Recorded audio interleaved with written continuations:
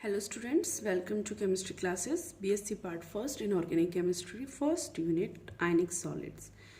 ये टॉपिक हमारा चल रहा है और आयनिक सॉलिड्स में अभी तक हमने व्हाट इज़ द आयन और what is the coordination number और radius ratio and how to effect radius ratio in the packing.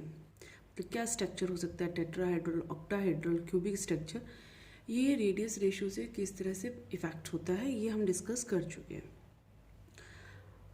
Today's topic is ionic structure.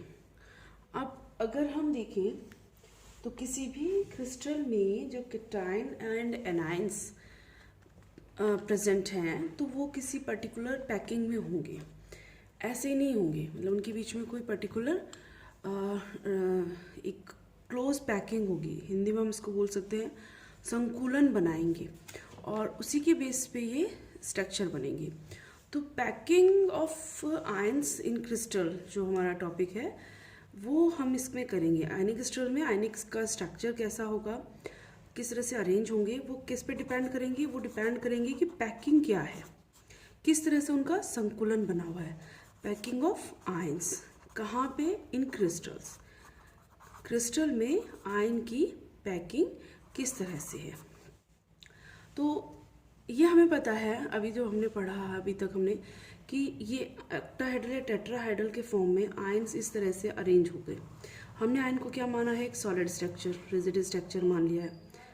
अब इन आयंस के बीच में आपस में एक रिपल्शन फोर्स भी काम करता है। ऐसा नहीं होगा जैसे एनायन एनायन है तो नेगेटिव चार्ज फोर्स जो अट्रैक्ट एक दूसरे को रिपेल करेगा।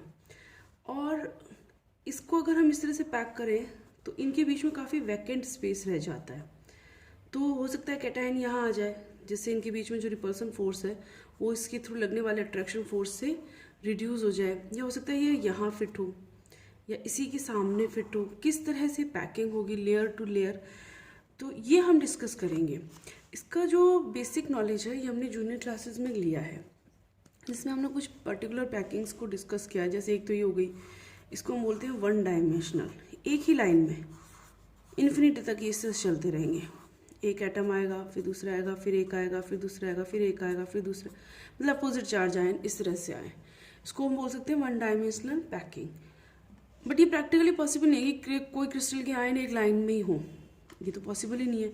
ठीक है कि एक धागे के जैसे क्रिस्टल बना हुआ हो, वो भी काफ़ी थिक हो जाता है एटम के साइज़ के हिसाब से। थ्रेड भी अगर हम अज्यूम करें तो उसकी थिकनेस भी एटम के साइज़ के बेस पे बहुत बड़ी है, बहुत लार्ज है। सेकंड जो टाइप हो गया वो टू डायमेंशनल हो सकता है इस तरह से। अब टू डायमेंशनल में दो तरह की पैकिंग हो सकती है। ये एक लाइन हो गई, इसको हम बोल देते हैं ए, ठीक है। सेकंड एक लाइन इसी की कॉपी हो, जीरोक्स कॉपी कह सकते हैं, इसके जस्ट सामने, यानी एक ही एक और लाइन आ जाए। और एक तरीका ये है कि ये एक जो लाइन आ रही है जिसको हम ए बोल रहे हैं, सेकंड जो कॉपी हो वो इसके बीच में जो एक खांच बनी है, हम कह सकते हैं इसको, एक होल, मतलब एक वैकेंट स्पेस बना है, यहाँ पे एटम फिट, ये एटम जो है वो यहाँ आए। अच्छा, इस पैकिंग को हम बोल सकते हैं क्या, स्क्वायर पैकिंग। कि देखो इनके अगर हम न्यूक्लियस मिलाएं तो क्या बनेगा, एक स्क्वायर बन के आ रहा है। और यहाँ पे क्या है, ये दूसरी लाइन ऐसे आएगी, ये इसकी खांच में फिट होगी, इस तरह से बनेगी।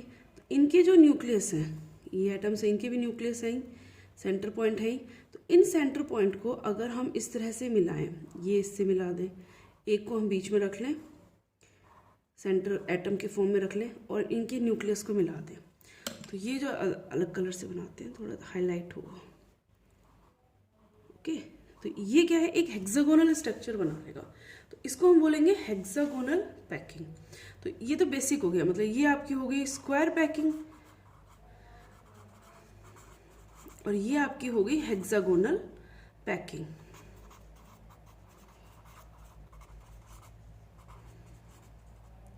ये हमने 2D में बनाई है, किस, ये तो 1D में बनाई है, ये 2D की है, दिस इज आल्सो 2D। लेकिन 2D में भी एटम्स नहीं हो सकते। एटम्स का जो है ना, मतलब इतना पतला जो ये आपका कागज है, उसमें भी आप अगर इसकी और एटम की थिकनेस को मेजर करें तो यहाँ पे भी कई सैकड़ों हजारों एटम्स आपको लाइन में मिलेंगे, तो वो पॉसिबल नहीं है। एटम किस में अरेंज होंगे? 3D में। बस ये क्रिस्टल नहीं है, लेकिन एक हम थिकनेस को कंपेयर कर रहे हैं, ठीक है। तो अगर हम 3D में पैकिंग को देखें तो वो हमें यहाँ देखनी है। तो उसके दो तरीके से पैकिंग हो सकती है, मतलब पैकिंग दो तरीके से होगी। पहला क्या होगा, पहले एनाइंस फिल होंगे। पहले पैकिंग में क्या होगी, दो स्टेप होगी। स्टेप 1 जो आपके एनाइंस है, यानी पैकिंग। पैकिंग किसकी होगी? Packing of anions. एनाइन क्या है? एनाइन आपका नेगेटिव चार्ज वाला पार्ट है। अच्छा, एनाइन को क्यों लिया है? क्योंकि एनाइन हमेशा कैटाइन से बड़ा होता है। ये हम पहले पढ़ चुके हैं जब आयन का फॉर्मेशन पढ़ा, कि एटम से एनाइन हमेशा बड़ा होगा और एटम से कैटाइन हमेशा छोटा होगा। तो इन जनरल भी जब हमारे क्रिस्टल्स बनेंगे तो उनमें एनाइन का जो साइज है वो कैटाइन से लार्जर होगा। तो हम क्या करें, पहले बड़ी बॉल्स को, अभी सोचो आपके पास दो टाइप की बॉल्स है, बड़ी और छोटी। तो आप क्या करो, पहले बड़ी बॉल्स को अरेंज कर दो, उनके बीच में जो वैकेंट स्पेस आए वहां आप छोटी बॉल्स रख दो। तो पैकिंग आपकी कैसी होगी? क्लोज पैकिंग में आ जाएगी। तो ये स्क्वायर प्लेनर की अगर हम ले, फर्स्ट अगर हमने स्क्वायर पैकिंग फर्स्ट हम ले रहे हैं, इसमें भी पैकिंग ऑफ एनाइन दो टाइप की अभी जैसे हमने पढ़ी।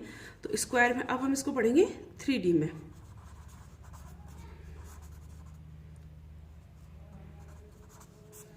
स्क्वायर पैकिंग में एक लेयर आपकी इस तरह से पैक होगी।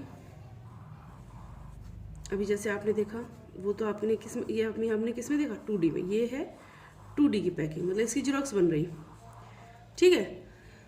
एक लेयर और बना लेते हैं जिससे कि आपको अगली लेयर बनाने के लिए स्पेस है।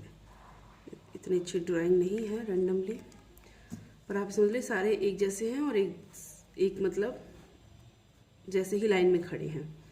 तो ये क्या बन गया? एक स्क्वायर बन गया, ठीक है। अब जो सेकंड लेयर आएगी, सेकंड लेयर क्या होगी? वो इसके बीच में जो ये स्पेस आया है, इस स्पेस के ऊपर दूसरी बॉल रखेंगे हम। सेकंड जो बॉल आएगी, ये जो स्पेस आ गया, इसके ऊपर हम दूसरी बॉल रख रहे हैं। और ये वाली भी इसी तरह से, दूसरी लाइन इसकी भी, वो तो लाइंस तो इसकी जेरॉक्स हो ही रही है। तो ये भी अपने आप में एक स्क्वायर बनाएंगी, ठीक है। तो इस तरह से ये पैकिंग होगी। ये जो पैकिंग होगी इसमें 56% वॉल्यूम जो है वो कवर्ड होगा और 44% मतलब जो रिमेन बचेगा 56 के बाद वो आपका वैकेंट होगा। तो ये 56% आपका एरिया कवर कर लेगी, वॉल्यूम जो है वो कवर होगा बाय द एटम्स, ठीक है। तो इसमें पैकिंग बहुत क्लोज नहीं है, लूज पैकिंग है। अब इसका एक क्लोज पैकिंग भी हो सकती है स्क्वायर पैकिंग की।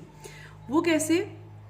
उसमें एटम्स जो हैं वो आपके क्यूबिक स्ट्रक्चर में, ये तो स्क्वायर के हो गए, क्यूबिक स्ट्रक्चर के अकॉर्डिंग भाई ये क्यूब बन जाएगा, एक लेयर दूसरी लेयर, उसके सेंटर में एटम प्रेजेंट हो। मतलब ये जो है हम इस पूरी एक लेयर को इस तरह से बना दें। ये आपकी फर्स्ट लेयर के एटम्स हो गए,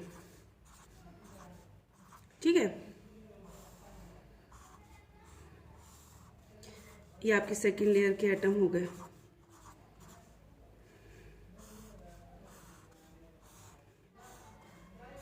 इस तरह से एक क्यूब बन गया। अब एक एटम इनके बीच में आ जाए इस तरह से, तो ये जो पैकिंग हो जाएगी इससे थोड़ा सा मतलब क्लोज होगी। और इसमें आपका 68%, बहुत ज़्यादा नहीं लेकिन हाँ 68%, अप्रोक्स 12% जो है वो मोर एरिया कवर हो जाएगा, ठीक है। ये किसकी है? स्क्वायर की। स्क्वायर में कैसे? एक लेयर बनेगी, दूसरी लेयर जो खांच बनी है, जो वैक्यूम बना स्पेस बना है उसके ऊपर आएगी। इसमें 100% जो एरिया मतलब खांचे हैं वो कवर हो जाएंगी। अगले में हम देखेंगे वो कवर नहीं होंगे, इसलिए हम यहाँ कह रहे हैं कि यहाँ सारी जो ये मैंने क्रॉस बनाए ये सारे के सारे कवर हो गए हैं। अब इनके बीच में एटम्स जो है, अदर एटम, वो फिल हो सकता है, इतना स्पेस रहना चाहिए, ऐसा हम मानते हैं, अज्यूम करते हैं। चलो नेक्स्ट जो पैकिंग है वो हमारी है हेक्सागोनल।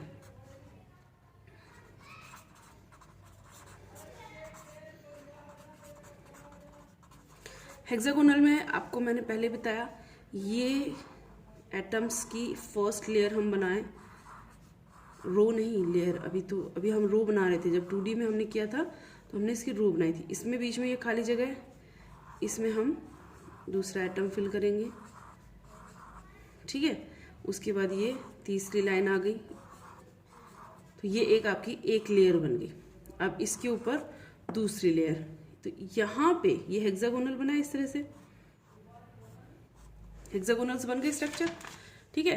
अब इन हेक्सागोनल में हम दूसरी लेयर लेके आते हैं, तो इसको अलग कलर से लेते, एक इसके ऊपर आएगी, ठीक है, एक इसके ऊपर, एक यहाँ, एक यहाँ, दूसरे कलर से बनाते हैं, सेम कलर हो गया, 1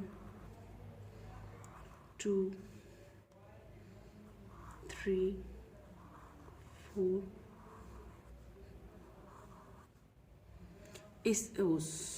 ये गलत हो गया, थोड़ा सा गलत हो गया, दोबारा बना लेते हैं, कोई नहीं। इसको आगे से वीडियो में, इस टाइप की वीडियो में डायग्राम्स पहले ही ड्रॉ, एक्चुअली क्या मैं समझाते हुए ड्रॉ करना चाह रही थी कि आपको भी ड्रॉ करते हुए ऐसे लगे भाई क्या ड्रॉ किया है, तो आपके सामने क्लियर हो पिक्चर कि अच्छा ये इस तरह से ड्रॉ किया गया है। अब ये आइटम की मैंने एक लेयर बनाई, आपके सामने बनाई, तो आपको ये लग रहा है कि अच्छा ये इसकी खांच के अंदर ये फिट कर दिया, ये यहाँ आया, ये यहाँ आया, ये यहाँ, ठीक है। अब सेकेंड लेयर इसके यहाँ आएगी इस तरह से, तो ये हेक्सागोनल में पैकिंग होगा। अब इसमें क्या होगा, जैसे ये वाला हिस्सा खाली रहेगा और ये वाला फिल हो गया। जैसे ये जो डॉट बना रही हूँ, इसके ऊपर तो एटम आ गया, तो इसको मैं क्रॉस कर दूँ, और ये जो डॉट बनेगा इसके ऊपर एटम नहीं आएगा, तो ये वैकेंट रहेंगे।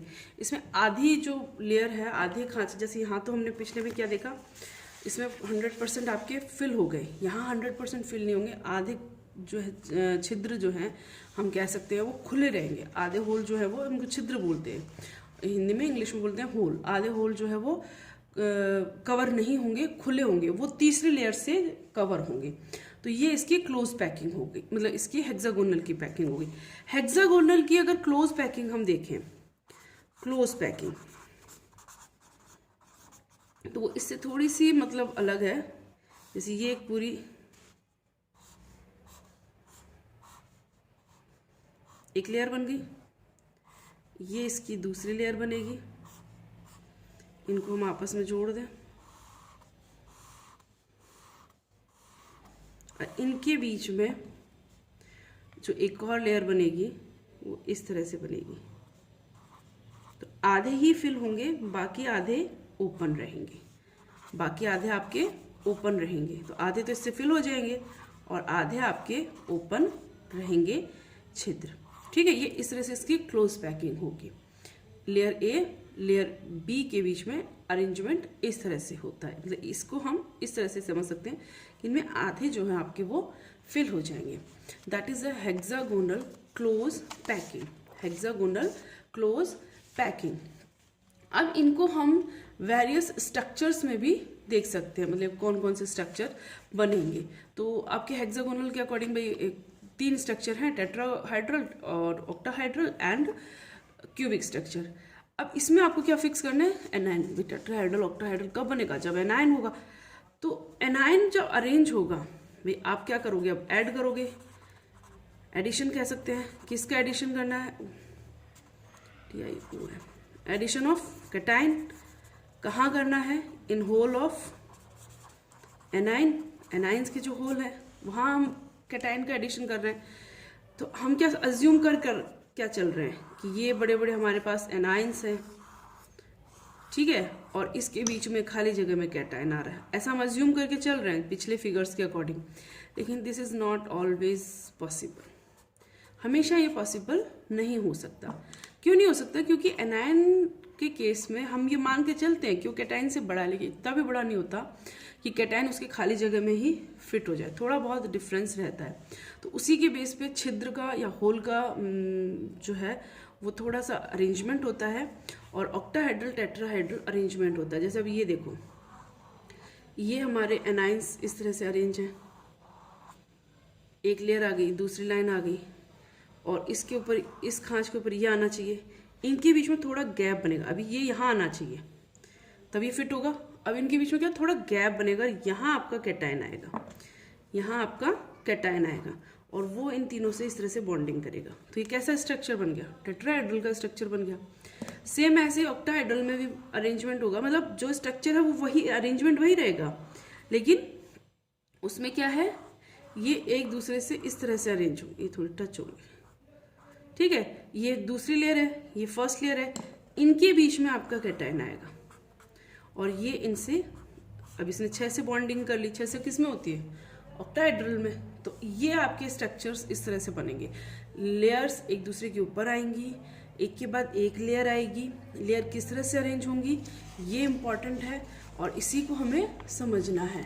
इसको आप एक बार अपने हाथ से बनाओ। भाई स्क्वायर प्लेनर का मतलब क्या है, ये स्क्वायर प्लेनर का स्ट्रक्चर है, इसमें एक के ऊपर दूसरी लेयर आएगी, सभी जो होल्स हैं वो फिल हो जाएंगे, सभी खांचे फिल हो जाएंगे। और ये आपका हेक्सागोनल का है, हेक्सागोनल के एक ऊपर दूसरी लेयर आएगी, इनके बीच में वैकेंट स्पेस रहेगा। पैकिंग कुछ इस तरह से होगी, 2 लेयर के बीच में 3 एटम इस तरह से पैक होंगे, सारे के सारे होल्स फिल नहीं होंगे। अच्छा, एक एटम आपका यहाँ भी है एनाइन का ही, ठीक है, एक एनाइन का एटम यहाँ भी है, क्योंकि उस एक के चारों तरफ है ना जो स्ट्रक्चर हमने बनाया हेक्सागोनल्स का, उसमें एक सेंटर एटम आपका रहता है, भी आपको बताया था, ये एक सेंटर एटम रहता है। तो इस सेंटर एटम के अकॉर्डिंग एक बीच में भी आएगा, ठीक है। ये आपका टॉपिक यहाँ होता है। नेक्स्ट टॉपिक नेक्स्ट वीडियो में करते हैं। Okay, thank you, have a nice.